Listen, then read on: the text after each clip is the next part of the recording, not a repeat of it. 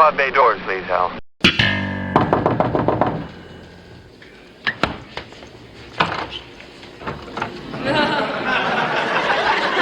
Hello, Mr. Seinfeld. Hello, Newman. Jerry's not here. Having a nice trip? Wonderful. We went to the theater last night. Oh, the theater. Because I was wondering Wondering what? why I didn't see you at Schindler's List with Jerry. Well, we already saw it. Oh, well, it's a good thing for Jerry that you didn't go. Why is that? Well, he really seemed to have his hands full, if you know what I mean. I'm afraid I don't. Him and his buxom little friend Rachel were going at it pretty good in the balcony. What? But do I have to spell it out for you? He was moving on her like the stormtroopers into Poland. Jerry was necking during Schindler's List? Yes! And a more offensive spectacle I cannot recall. Anyway, I just really came up to get some detergent. Jerry sends his laundry out. Oh, right. Well, it was nice seeing you folks. And, oh, by the way, you didn't hear this from me. Ta-ta.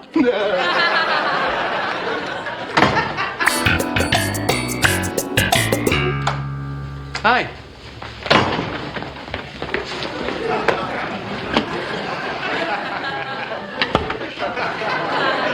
What? What did I do? How could you? How could I what? You were making out during Schindler's List? No. Don't lie, Jerry. How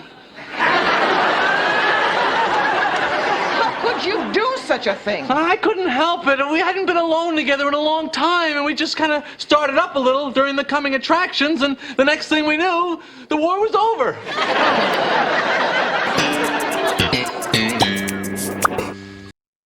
The pod bay doors are open. Welcome once again. I'm your host, Jerry Dean Roberts, armchaircinema.com and overthinkingoscars.wordpress.com. Seated here with my ever faithful companion, the critic, dare I say legend, talkmovieme.com, Mr. Doug Heller. How the heck are you today, sir?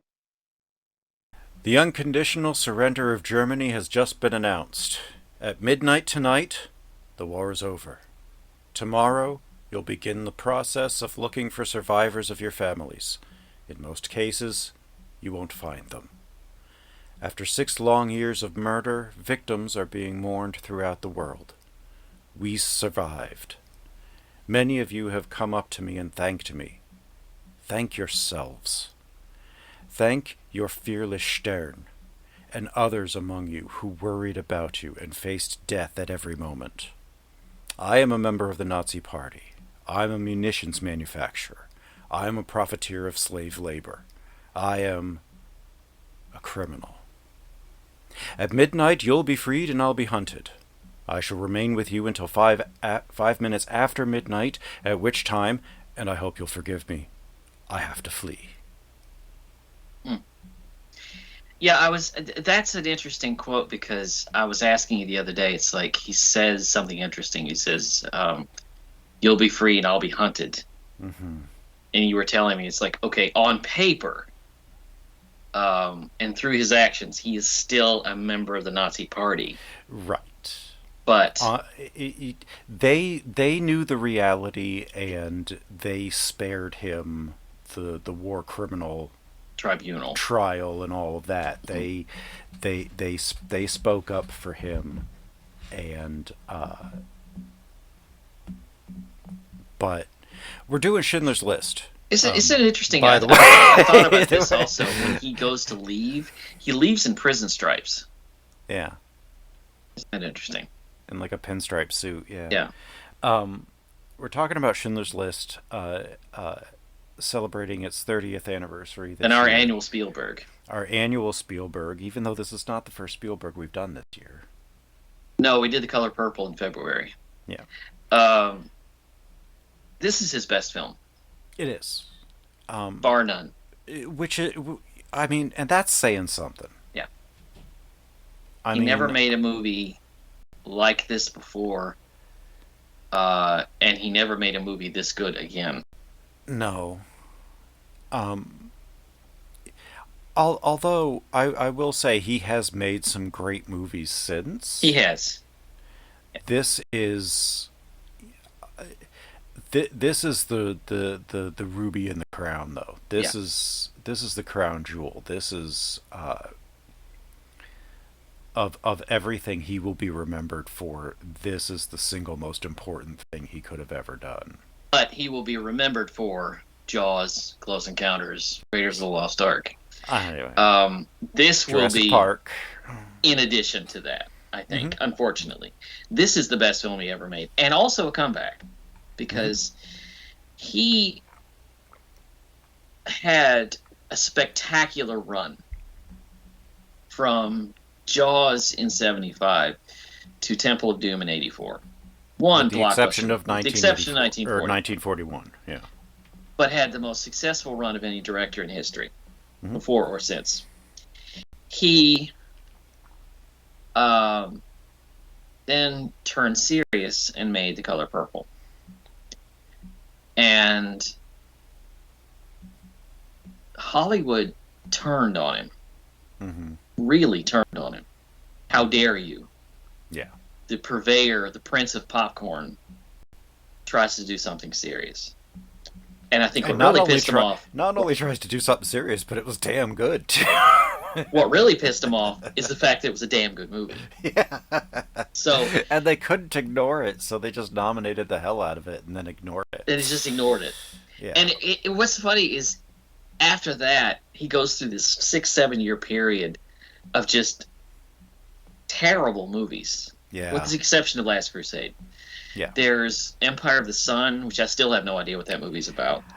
I thought it was the only time I've seen it, I thought it was fine. Yeah. But that's not what you want from Spielberg. No, and something of that magnitude, you want something a little bit more wowy. Yeah, and I get the feeling even a young Christian Bale does not. I get the feeling that was probably a better story on the page. Yeah. But then it was like, what was the? I don't think he had a lot of creative control over that one either. He may not have. But there was also what was A Guy Named Joe, the remake. Always, which was bad. It's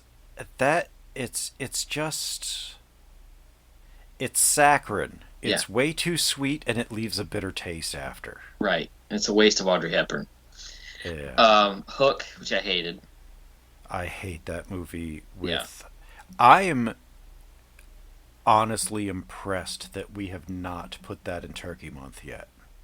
Well, I will say this: at least, but Dustin it would involve Hoffman was rewatching it. Huh? Dustin Hoffman was having more fun than I was. Yes.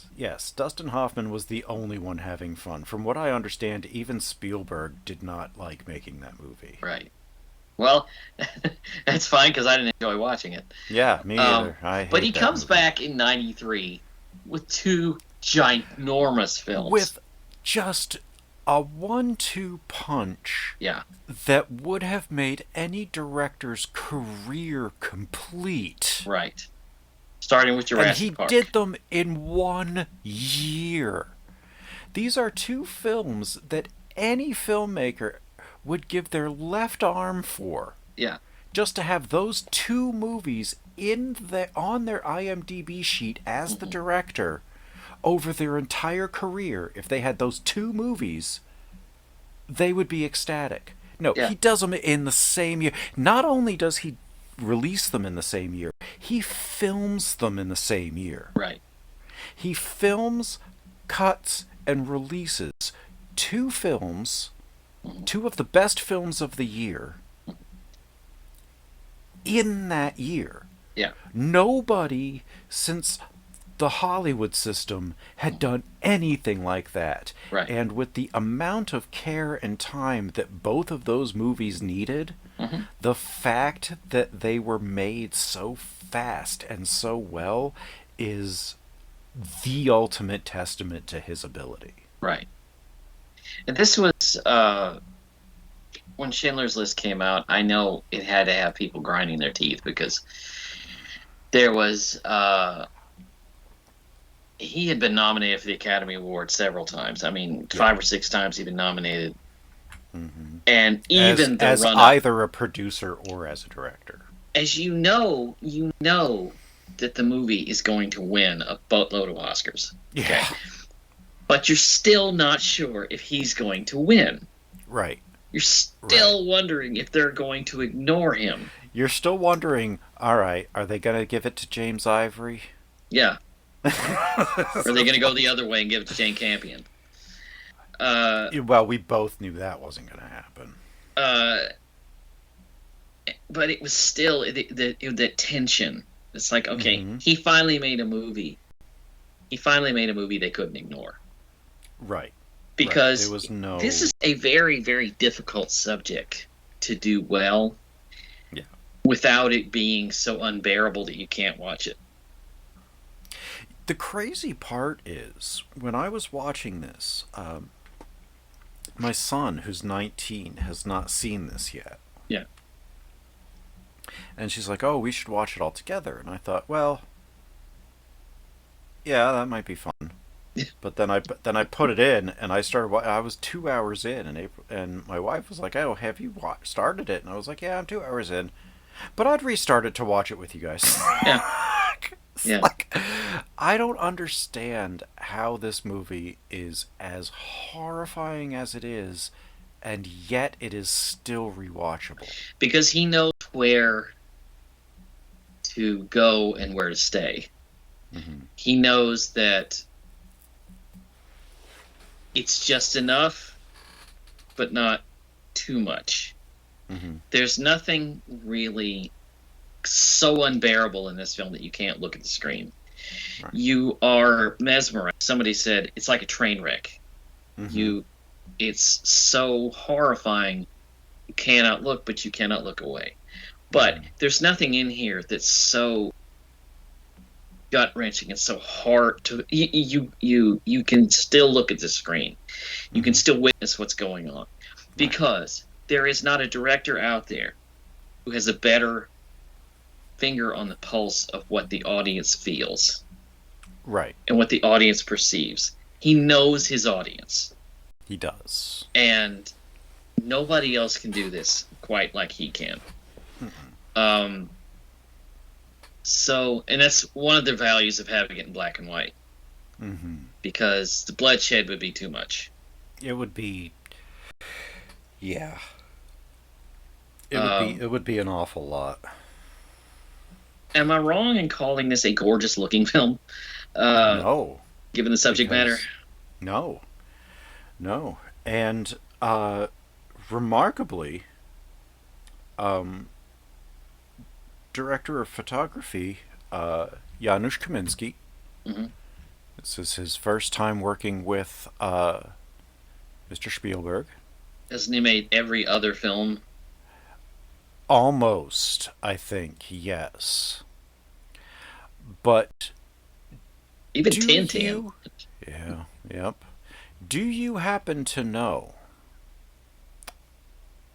Mr. Roberts, what film he lensed before Schindler's List? I do not. Well, sir, only about 2 years before, he was the director of photography on Cool as Ice. I've heard this. Starring I actually wrote about Vanilla this. Ice. Yeah, I wrote about this. So there's a connection to Schindler's List and Cool as Ice. Yes. There is a direct line from Vanilla Ice to Schindler's List. Well, everything from Schindler's List to To West Side Story. Fabelmans. Fabelmans, yeah.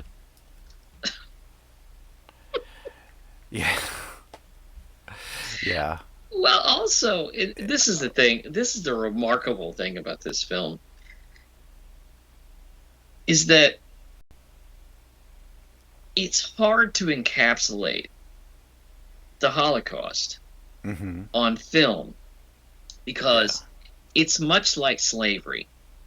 How do you get it all into a net, into a narrative sort of net, so that you can tell the story without it being Right. so, so much, so big, so um how do you tell the story? You find an interesting piece of it. And what's interesting, what I like about this is he finds a factual piece of history. Mm-hmm. Because the last thing you want to do with the Holocaust is throw in a fictional narrative. Then you get Jacob the Liar. Or Life is Beautiful. Yeah, I like Life is Beautiful. I love Life is Beautiful. But I'm just saying, it's you don't want to throw a fictional thing on top of that. So Right. he finds this really interesting story that is perfect for his type of storytelling, Mm-hmm. which is heroics, which is a person doing the right thing and someone being oppressed and something terrible happening.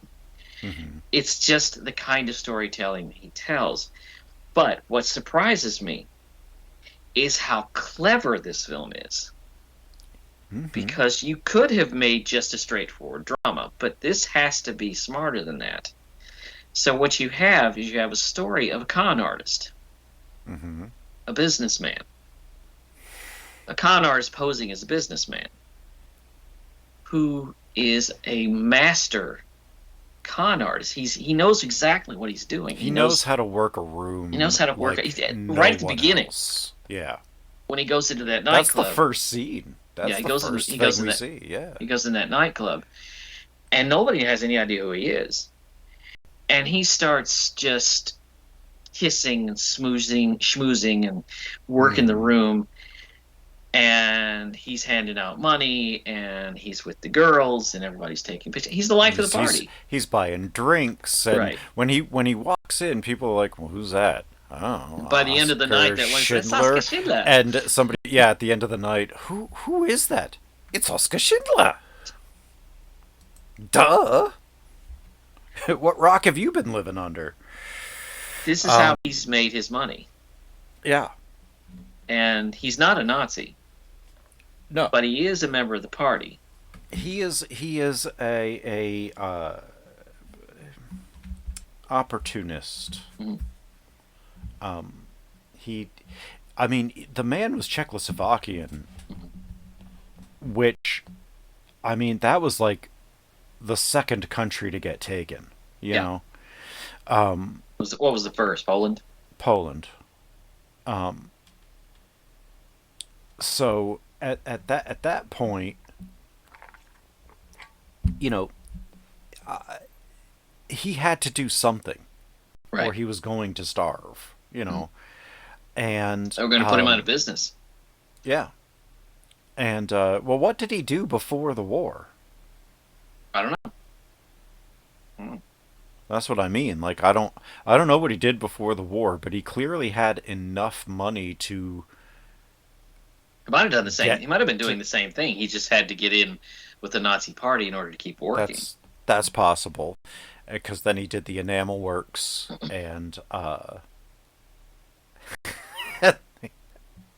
the munitions factory that never produced a working piece of munitions. Yeah. I love that. We're always at arm's length from him. Yeah. We're always. He's so shadowy that we never really see his true purpose. And I think that's the key. And even in parts of it where, like, before he visibly became committed to saving them, Mhm. you can see as he goes along, he doesn't believe any of this. he doesn't want any of them hurt. He sees the brutality of it pretty early, Hmm. and does everything he can to protect his workers. Hmm.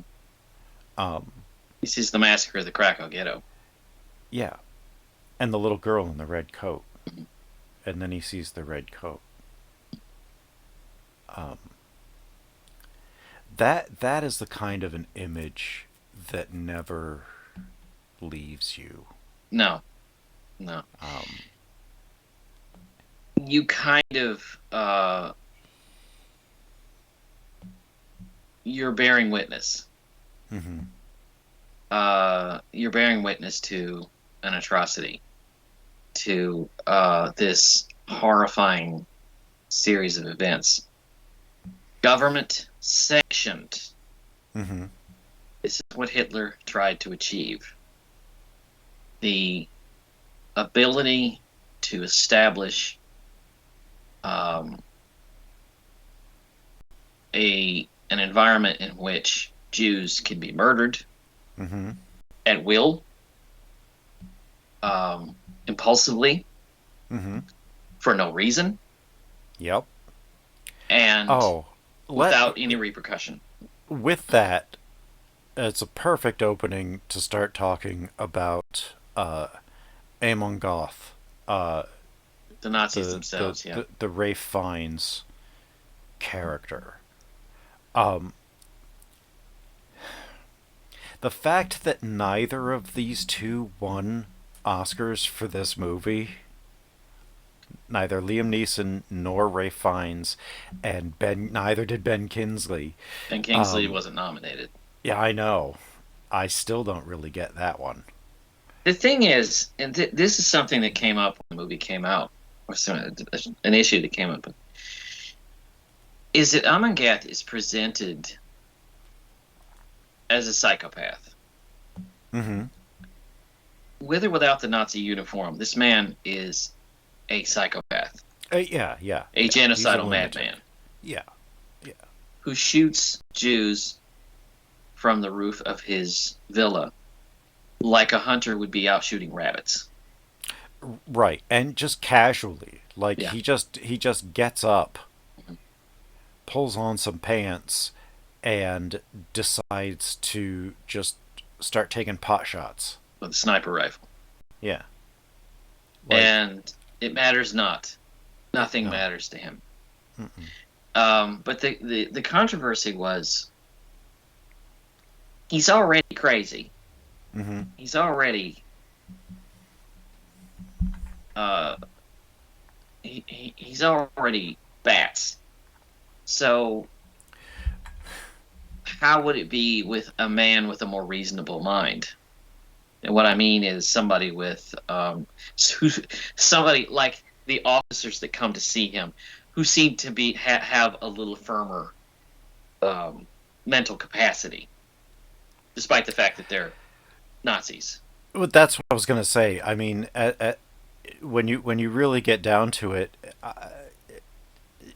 were any of them that were up that high ranking to be in charge of any of those camps? None of them were not sick people. Right. You had to be to Have that mentality. right, and to think that it was fine, to think that there was no problem with it, Yeah. and to in some cases actually enjoy. Yeah, because when they're out in the Brutality. Krakow ghetto and they're running around, they're enjoying themselves, and he's leading them, Yeah, and yeah. they're enjoying themselves. yeah.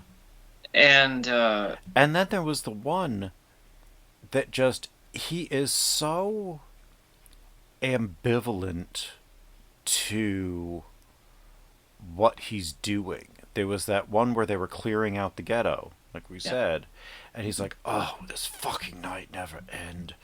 It's Yeah. like, dude, Mhm. you're talking like it's just like a long shift, like a Yeah. long day at work, and To you him are it is. you are actively murdering people. Mhm. Like, oh, just the the mentality of that is Well, just here's a historical note too. One of the reasons that they enacted the final solution, which was not a new idea, by the way, which I'll get to later because I've got a rant. One of the reasons they enacted the final solution, the concentration camps, the gas chambers, was because shooting Jews to them one at a time was inefficient and also psychologically taxing. I don't care Right. how much you hate Jews. I don't care how much you see them as rodents. Still, shooting human beings is going to give you a bend in the brain at some point. I don't care how crazy you are. But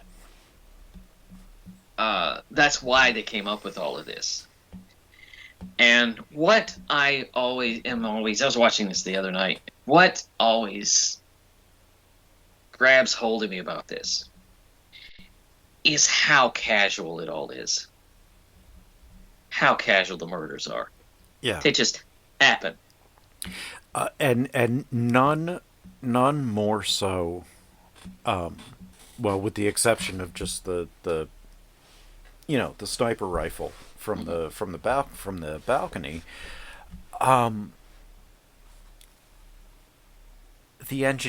The civil engineer woman. Yeah. When she's like, this is going to fall, this is going to topple over, the foundation's not right, we have to rip it down, we have to re-pour the foundation, or this building's going to fall over, and it's your barracks, I'm sure you don't want your barracks to collapse on your men. And she is murdered because she's an educated Jew. Right, and he shoots her, and he says, okay, tear it down, re-pour it, just like she said. It'll take more than this. Yeah. What's interesting, and I love this touch, when he says shoot her, they pull this woman to the camera, so you can look in the face of this woman, see her as an individual. You get that face, and then they kill her. Yeah. And it's what I love about this film is all of the victims are all individuals, and they're all presented as individuals. Yes. When they yes. die, they die differently. They all Yes. die differently. Everyone falls differently. Everyone has a different expression, a different mentality going into it. Right. Some expect it. Some are genuinely shocked. But you remember, what's the funny thing is, you remember the one-armed man. You remember the engineer. You remember the kid scrubbing the bathtub. You even remember the woman standing by the wheelbarrow when he's shooting from the villa. You remember those men standing in line after the chicken's stolen. Yeah. You remember all of this. You remember all of these people. Somehow, even though you only see them for a couple of seconds, you still remember them because there's individuality to all of them.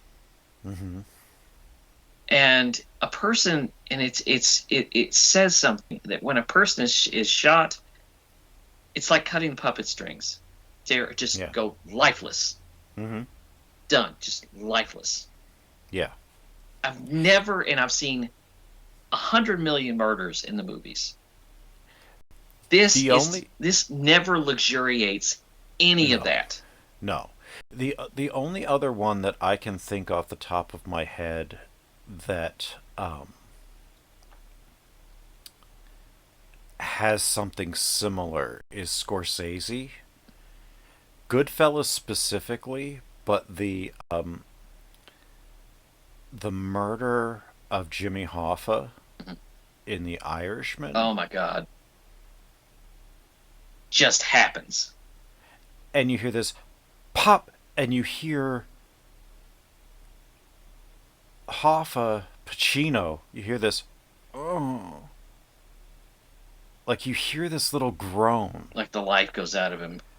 And then another pop, and he's on the floor. It's like, I've seen that movie 3 or 4 times, and that always gets me. Yeah. That little, of surprise. Yeah. And just instant, like, oh. The fact that this is shot the way that it is, it's shot like a documentary. It is. So when something happens, there's not a build up and pressure and music and swelling. No, it's done. It's not composed like a film. No. And I think that's what makes it stand so far apart. Yeah. Because you're right. He doesn't do this like it's an action film. He doesn't do this like it's a comedy. He doesn't even do this like it's a drama. He took away all of his cinematic tools, all of his shorthand. He did not storyboard this. Right. He took away a lot of the. He directed it almost guerrilla style. Mm-hmm. Which is absolutely opposite how he's done every other movie. Yeah. And this is the loosest Spielberg movie. Yeah. It never feels constructed. It's not tightly constructed. It's not. There are no moments that feel like they were engineered to make you feel something. Everything that happens makes you feel, but that's earned. That's earned. Yeah. Like everything in it makes you you just kind of are just like deep within this whole. You're there. You're there. You're in the train car. You know, it's hard to not be thirsty and sweating and perspiring when you're watching those people shoved in there like cattle. No room to breathe, and it's hot, and then he starts spraying the water. You can almost feel that relief. You can feel that pressure of hot air. Yeah. But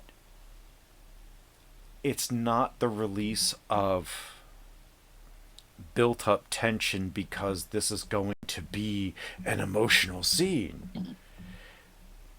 There's emotion and things happening left and right and center, so he doesn't need to build anything. It's all just right there. The tension is inherent within the situation. Our only real tension comes from what Oskar Schindler and Itzhak Stern are trying to do. Because if they go too far this way or too far that way, they'll give themselves away. This is a con game they're playing. This is the long con. And there's a video on YouTube where Spielberg talks a little bit about this film, and he says something very, very interesting about the Oskar Schindler character. He says Schindler's Rosebud. You never know from one moment to the next what he's thinking, what he's feeling, or what he's going to do next. Which is important because he has to keep himself, he has to keep it all close to the chest. He has to keep it all quiet. One on the wrong move, one wrong word, and done. One wrong gesture. Yeah. And so he is that Rosebud. We are never privy until the ending. We're never really privy to what's going on in his head. There is never a moment in this movie when you can say, okay, that's when he decided to save the Jews. No, because it's a building process. If you look at it from a different point of view, it's almost as if that was his goal from the start. Right. But it may have changed somewhere along the way because as they were building up their campaign Mm-hmm. to murder these people, to shoot these people at will, and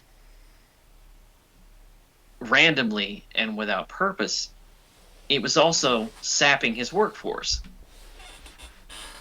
And Mm-hmm. that played into it. But at some point, and it may have always been there at all times, it may have been there all the time, but at some point, there was a point in which he had to be thinking, I'm saving lives Mm-hmm. as well. But Because they had to he think that he started was saving his workers. right, because he started paying money for individuals to get him into his factory You're not long buying them. before the list. So you're not buying them. That scene where he's giving things away, he gives that guy his watch Yeah, to, yeah, that's great. yeah. I love that stuff. He just, And like, so he's already doing that before there's even the concept of actively trying Yeah. to save them. He's like passively trying to save them. here's my question though. As careful as he and Itzhak Stern are trying to be, why does he put himself on the firing line? Because there's a scene where there's a birthday party,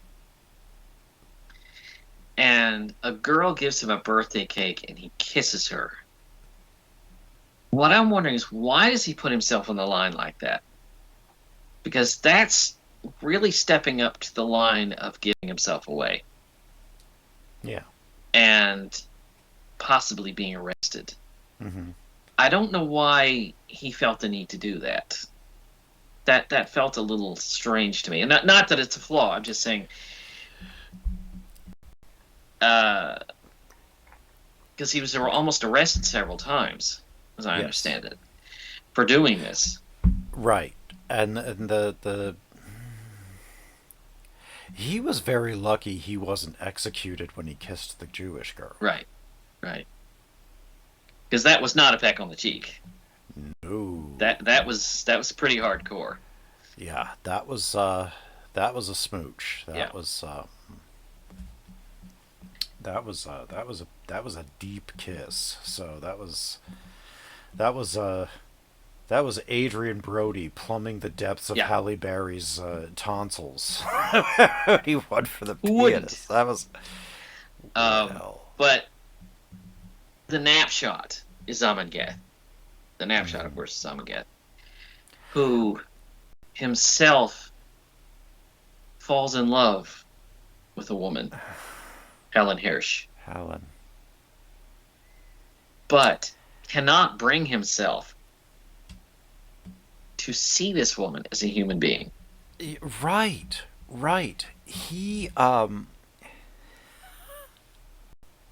He says, "You're not a person in the in the particular strictest sense. Basically saying, Like- you're beneath me. You're a lower form of life. That's very But I love you anyway. yeah. It's like, wait, You're Untermenschen. it's like That's a very he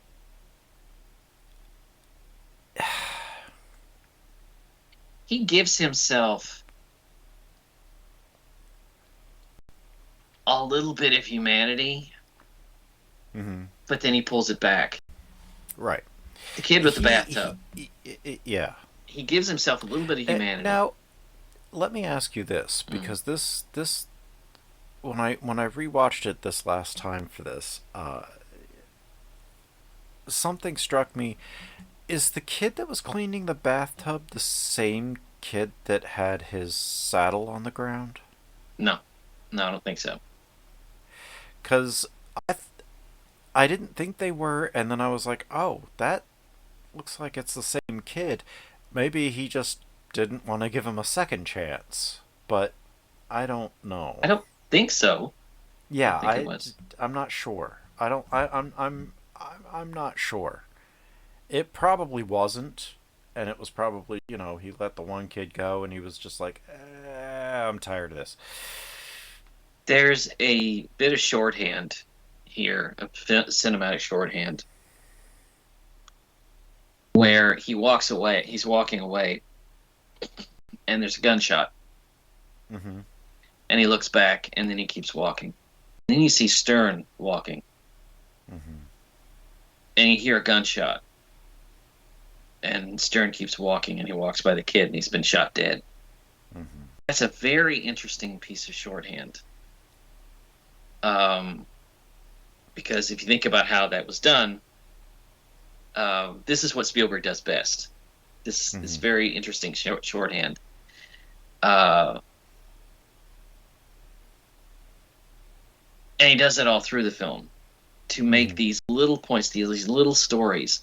There are 1,000 little stories in this. Even the story of the guy with the suitcases. Yeah. The Poldick Pepperberg. Mm-hmm. Mm-hmm. It's fascinating because, here's a guy running through the Krakow ghetto like everybody else, and he thinks, what do I do? It's this little story, just like the kid with the bathtub. It's this little story, this little shorthand that he uses, and he starts stacking the suitcases. So when the Nazi officers come up, he clicks his heels and pretends to be, clearing the suitcases from the road. The kicking Jew. Right. And, but you can pinpoint at least dozens of stories like that in this movie. Some fatal, some not. The little kid looking for a hiding place. Yeah. Hides out in the latrine. And is told to leave because it's their spot. Right. Like, you're sitting here up to your chest in shit. Right. And you want to quibble? Right. Yeah, pretty much. Yeah. Why he throws his hat down first, I'd never understood. Yeah. But you're not going to go after it. Are you going to put it back on your head? Like, Yeah. why'd you do that? Why'd you do that?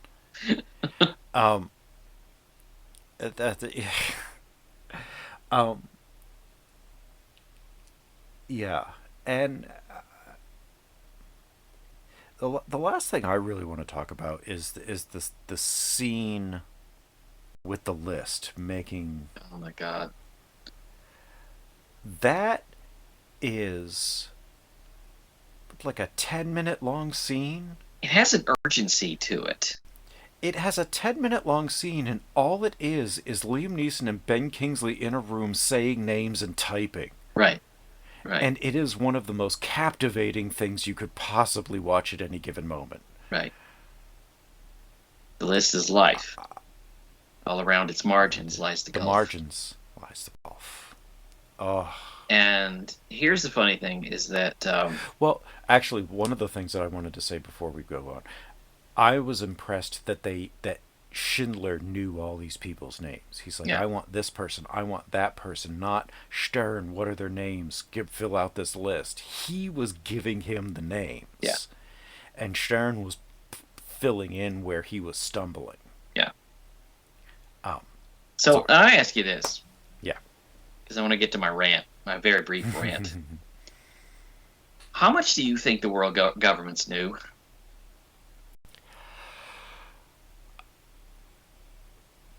I think Churchill knew. I think Roosevelt knew. Stalin knew. I think they knew eventually. I think they knew. Well, they couldn't do anything about it. They couldn't do anything about it, but they all knew. It was found out here that all of that was happening before the end of the war. Like publicly. Yeah. But I'm sure they were aware, but it was behind enemy lines. They couldn't get in to do anything about it, whether they knew about it or not. This thing was in preparation from the time that Hitler formed the Nazi Party. Mm-hmm. Called it the German Workers' Party. This whole thing was in the works. Yeah. It was in the press. The Munich Post, for years and years and years, from the time Hitler had his rise to power, the Munich Post reported on his decimation of his political enemies Mm-hmm. and his murder of Jews for years. Mm-hmm. In 1931, 2 full years before Hitler becomes the Chancellor of Germany, they printed in the Munich press 2 words: final solution. Mm-hmm. That this was well known, and this was Mm-hmm. and he gave it to the German people, and the German people did not pay any attention. They put their lives on the line to let them know what Hitler was doing. Yeah. So anybody that says, well, we didn't know, you had ample opportunity to know. Yeah. It's bullshit. Yeah. It's bullshit. Viva on vacation! Viva on vacation! So anybody that fucking says they didn't know, you knew. You had to know. Now, when your Jewish friends are disappearing, wow. you know. If you had Jewish friends, you were probably disappeared yourself. Yeah. But it's always, and it comes down to this: when I'm watching this film and I'm seeing the ultimate results, and there are nightmarish images in this film. Mm-hmm. In particular, the one that gets me every time is when you see these guys walking across the compound, and they're in lab coats, and they've got stethoscopes and Nazi caps. Mm-hmm. And these are doctors. Yeah. And they're taking these people out and they're examining them like you would livestock, Mm-hmm. made to strip and run around in a circle. Mm-hmm. Yeah. And again, livestock. Yeah. Sit at a table. Somebody walks up and they say, you go to the right, you go to the left.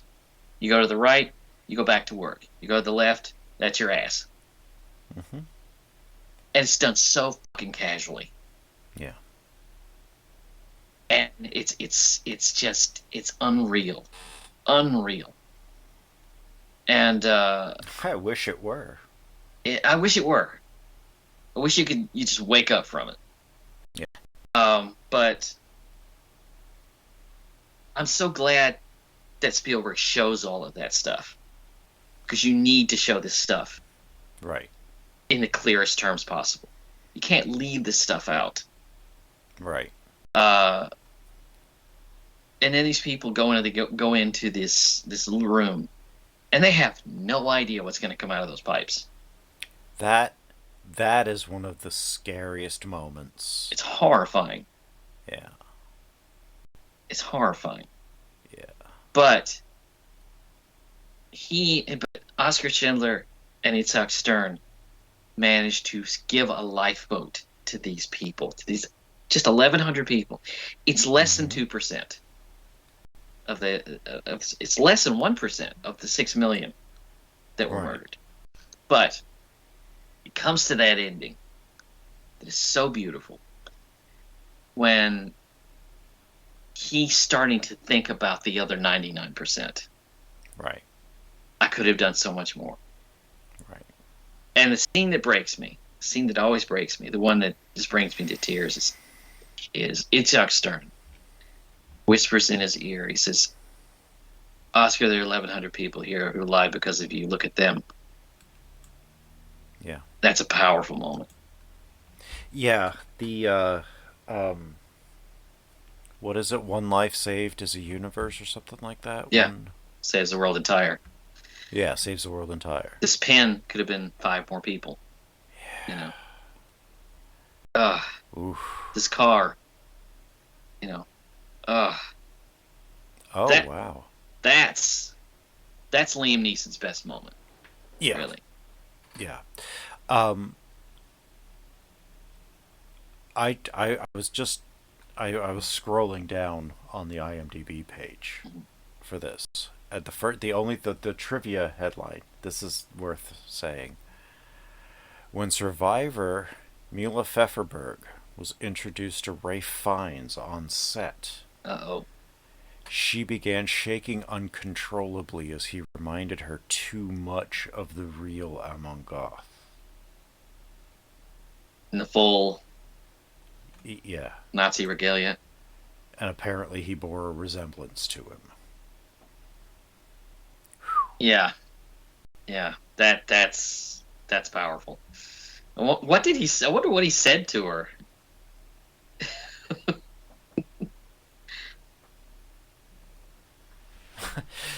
Yeah. I wonder what he said to her. Yeah.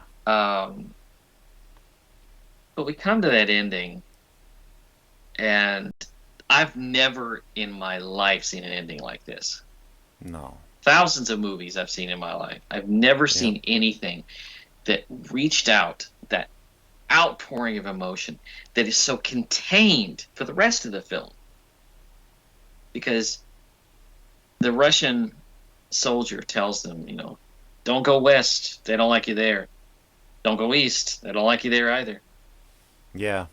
And then they walk toward the horizon, and it turns to color. And it's the families. Oh my God. That's amazing. When they have the people, some of them are actual survivors, some of them are just families. Right, the real life people standing next to the actors that portrayed them. There'll be generations because of what you did. Yeah. Mm. Oh. Yeah. This is an amazing film. It is astounding. And one last little anecdote.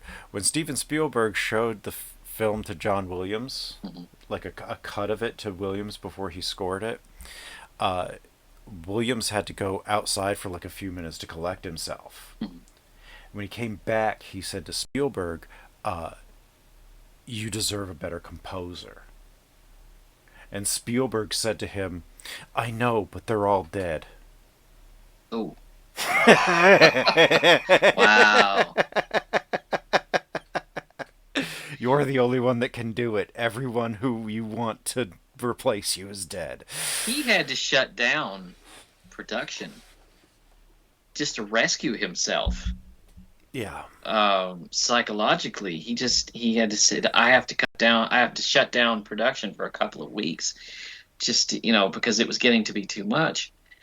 He went so far as just to bring Robin Williams on the set or call him just to make everybody laugh. Yeah. He was telling jokes, and making everybody laugh just to cut that tension. Because they were filming this in Krakow. They were filming this on the actual locations. Right. And it was getting to be too much. And it was... I don't think he ever made a film this personal. No.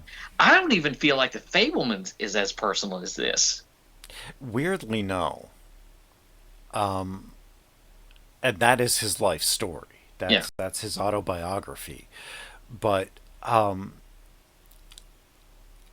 this has so much of him in it. Mm-hmm. But so much of him that's not in it. So much of his techniques that you're not used to. Yeah. Yeah. I want to ask you a question, though, before we kind of wrap this up. Has there ever been a film on this level about slavery in the United States? Maybe 12 Years a Slave, but that's a different kind of film. Right. I would say no. It hasn't happened. I'm waiting for it to happen. I know that eventually it will. Yeah. No. It's I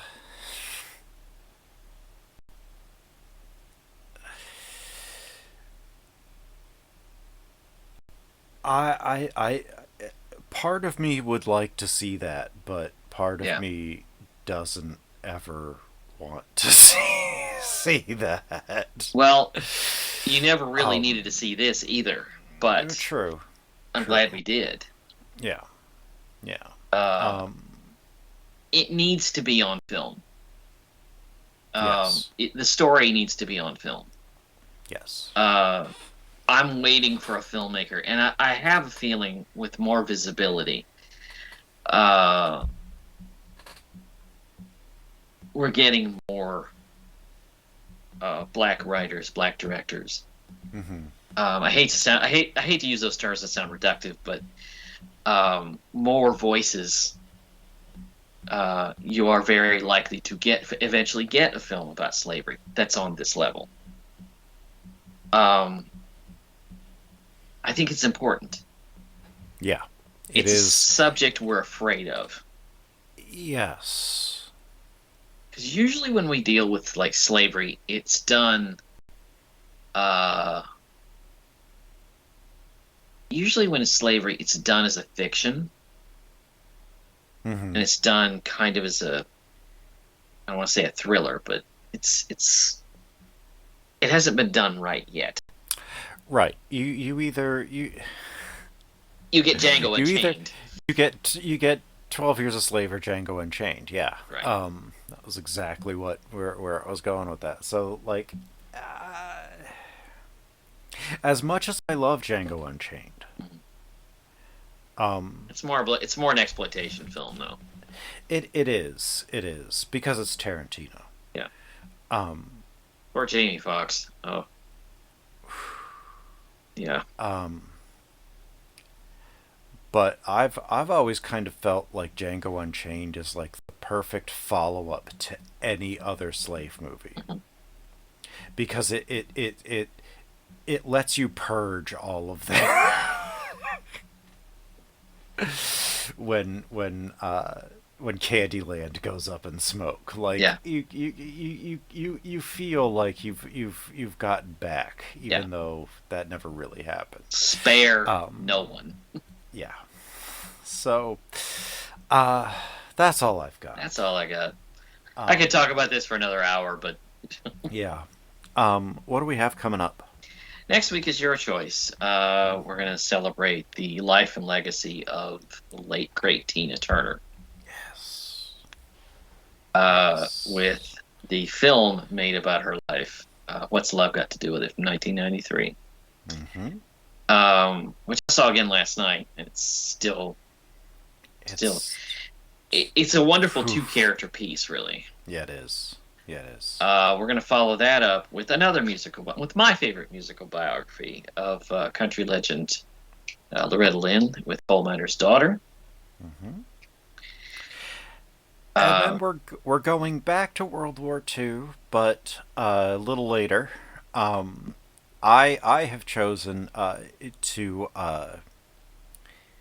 I did not choose anything Holocaust oriented, but I have gone back to World War II, and we are finally doing our first David Lean movie, which is just how. Like, how have we not gotten to David Lean? But we're going to do The Bridge on the River Kwai, based on the novel by Planet of the Apes novelist Pierre Boulet. My God, what have I done? It's such a great movie. Alec Guinness is so great in that movie. Oh my God. I know. Just at the end of that, when he's looking around, my God, what have I done? He won his Oscar for this, right? He won his Oscar for that, yes. Best actor. Mm-hmm. That movie practically won every Oscar in sight in that year. I mean, it was just... yeah, it won... And it's a long movie, by the way. Yeah, it is. It is. Well, hey, my other choice was, it's July, and I usually pick Westerns, so it was going to be like Bridge on the River Kwai or like Giant or something. So we've already done 3.5 hours. I decided not to do 3.5 hours again. Funny that you mentioned Giant. I've been going back and watching a lot of Rock Hudson movies lately, because there's a new documentary on Max. Mm-hmm. They don't call it HBO Max anymore. They call it Max for some reason. Oh, I know why. Well, what's the difference? What is the Oh, freaking difference? the difference is that people had really, really good paying deals with HBO Max, so HBO Max doesn't exist anymore, so they had to redo deals with creatives and are not paying them as much. Right. Yes.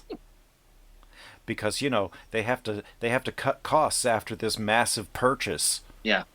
It's like, we spent all this money and now we have to have a cost savings. It's like, well, why'd you spend the money in the first place, you idiots? But why Max instead of HBO? Why Cinemax instead of HBO? Well, I've been wondering about why they have Max. They're owned by the same parent company, Yes, Time Warner and HBO. But Cinemax Big Time doesn't Warner. really. Well, yeah. Or at least Cinemax and HBO used to be owned by the same company. Yeah. They may not anymore. But yeah, it was because they had they wanted to rewrite deals that people had with HBO Max, and they were like, "Whoa, the HBO should be its own separate brand, like its own thing. This putting the Max on it was too much for the brand." Like, Operating no. as a unit of Warner Brothers. Mm-hmm. My question is, if it's going to be Cinemax, where's all the soft core? I know, right? I mean, all of it's terrible anyway. Where's but- all the titty flicks? I mean, Yeah. I guess Cinemax, I have expectations. Right. Or those times where you stayed up late so you could go turn to it, and it wound up being some weird French thing that you thought was going to have sex in it and didn't have anything. Right. Or some blockbuster that you've seen 100 times. Yeah. Um, I stayed up late for this. I got up for this. Yeah. So Bridge on the River Kwai, I've been for some reason, I don't know how we haven't done that one, or Lawrence of Arabia. Yeah. But those are coming up, and August is still, I believe, up in the air. We have so the Bridge far. on the River Kwai going, and we're planning on doing Lawrence of Arabia, and they're still not the longest film we're talked about. No, not even remotely. Not even remotely. The longest movie we've talked about is OJ. That OJ documentary was just 7.5 hours long. I can beat that. If we ever get to Showa's 9.5 hours. So is The Human Condition. Oh, really? Really? Yes. How long is the Human Condition? It is. Well, it's basically broken up over 3 films, but it's essentially one film. Yeah. And it's somewhere in the neighborhood of, I think, 8.5 or 9 hours. Wow. In Japanese. Of course it is. Shut up. Of course it is. Because of course it is. Yeah, that's like an 8.5, 9 hour Japanese movie Jesus. in black and white. You're going to have to give me a couple of months on that one. I thought that too, but once I popped it in, like I had started it once a long time ago. Yeah. And I had gotten like 45 minutes in, but I was streaming it and I didn't really have an opportunity to go back to it. And then I bought the discs on Criterion. And they were sitting there for ages and ages and ages. And then the pandemic hit and the lockdowns, and I said, well, I've got nothing but time. So I watched the 9-hour Japanese The Human Condition. Yeah. And it is one of the saddest things I have ever seen in my entire life. There is no joy. I don't know. It is so He- sad. Is it depressing bad or is it tear-jerking bad? It's not bad, but it is very depressing. Because the saddest movie I've ever seen was My Dog Skip. Well, listen, when there's a dog in it and you know they're gonna die, that's just the saddest movie you can watch. Listen, it's not Come even on, that Marley he dies. and Me.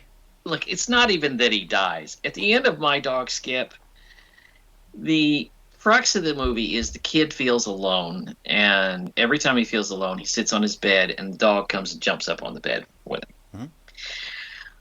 What breaks your heart is right at the end when he's about to go to college and he's sitting up on the bed, and Skip can't get on the bed anymore. Yeah. Because he's old. Mm-hmm. And they do this pan around shot where the kid's talking about, my mom called me from college to tell me that Skip was dead. You're just like, okay. Yeah. Stop it. Anytime the dog dies, 10 people can die in the movie, but don't kill the dog. Yeah, Old Yeller. Oof. But the I don't want to ruin it for you, but it is an intensely How can you sad ruin movie. 10 hours? He doesn't accomplish what he sets out to do. Oh, there it is. That sounds like we may have to break that one up. Maybe. It is technically 3 films, but that's what I got. I'm probably not going to do that for August, but Thank you. You never know. You never know. You never know. That about wraps it up here for us. You can find all of our back episodes at thepodbaydorspodcast.wordpress.com. You can listen to us on iTunes and YouTube. Hit the like, subscribe, notifications buttons there. You can follow us on Twitter until that dies, at pod_bay. We're over on Patreon at pod_bay as well, where we have some member exclusives there we'd love for you to check out.